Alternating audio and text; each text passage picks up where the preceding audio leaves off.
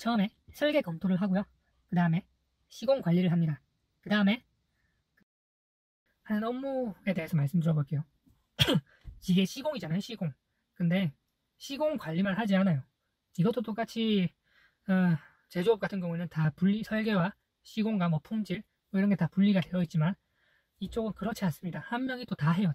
한 명이 다 합니다. 건물이 지어지기 전 초반에 기초 공사를 할 때 하는 업무가 설계 검토예요. 우리가 이 건물에 들어갈 기계 장비를 생각을 할 거잖아요. 네, 용량이 그리고 장비 재원이 알맞게 설정이 되었는지 검토를 합니다.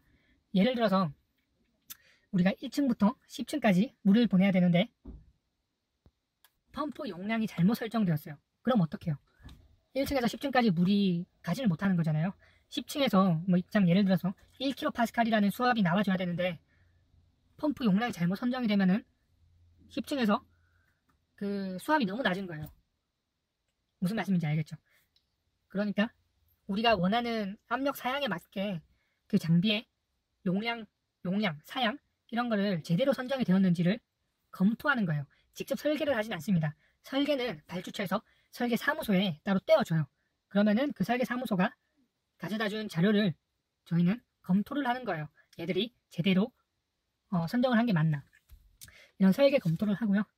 그 다음에 건축물이 어느 정도 지어지면은 기계를 넣어야 되겠죠. 이때 하는 업무가 시공 관리예요. 제대로 설치가 되었는지. 이것도 예를 들어 볼게요. 장비를 이렇게 딱 제대로 원 위치를 시켜야 되는데 약간 나사가 풀렸거나 아니면은 방진 패드가 잘못 장비 밑에 방진을 위해서 까는 패드가 있는데 그런 게 잘못 설치되었거나 장비가 삐뚤거나 하면은 어떻겠어요? 진동과 소음이 발생합니다. 이렇게 제대로 설치가 되었는지를 검토하는 게 시공 관리라고 생각하시면 돼요.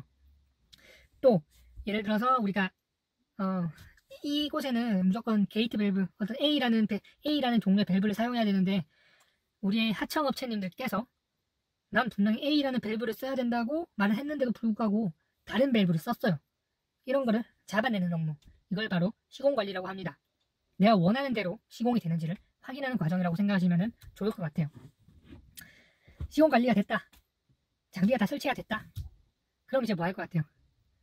장비가 정말 제대로 설치가 되었는지 제대로 작동하는지 운전을 해봐야 될 거잖아요. 이걸 바로 테스트를 하는 거죠. 이걸 바로 시운전이라고 합니다. 시운전.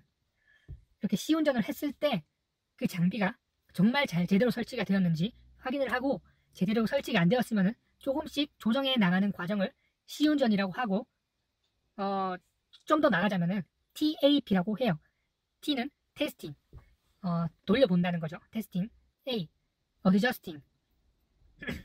테스트 했을 때 결과가 조금 별로면은 어떤 값들을 조정해 나가는 과정, 이걸 어드저스팅이라고 하고요. TAP, B, 밸런싱.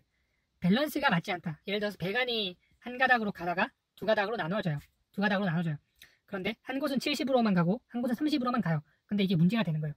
이런 밸런스를 50, 50 이렇게 조절하는 거를 밸런싱이라고 합니다. 이 전체를 TAB라고 하고요. 결국 TAB와 시운전을 해본다.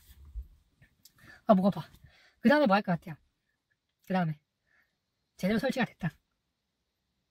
이제 나라의 허락을 맡아야 됩니다. 나라의 허락을 맡아야 돼요. 법적인 사항들이 있어요. 특히 처음 말했었던 소방 분야 있잖아요. 소방 분야는 정말 법과 관련해서 부딪히는 게 많아요.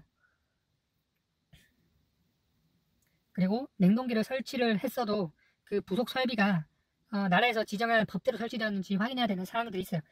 이런 거를 나라로부터 허락을 맡아야 됩니다. 이런 걸 뭐 대관 업무라고 하기도 하는데요. 네, 대관 업무를 합니다. 정리해 볼게요. 처음에 설계 검토를 하고요. 그 다음에 시공 관리를 합니다. 그 다음에 뭐였지? 시운전 및 TAB를 하고요. 그 다음에 대관 업무, 나라의 허락을 받는 업무, 이 네 가지를 합니다. 뭐 더 구체적으로 말하려면 중간에 세세한 부분이 되게 많기는 한데 이 네 가지 정도를 기본적으로 꼭 아셔야 되고요. 나중에 또 기회 되면은 더 자세하게 한번 설명해 드리도록 할게요. 또 궁금하신 사항 있으면 댓글로 적어주세요. 제가 또 댓글을 달아드리거나 아니면 추가로 영상을 제작해 드릴게요. 그럼 모두 뭐 하셔야 될까요? 이제 여러분들은 뭐 하셔야 될까요? 좋아요와 구독을 누르시면 됩니다. 그럼 모두 기뻐하세요.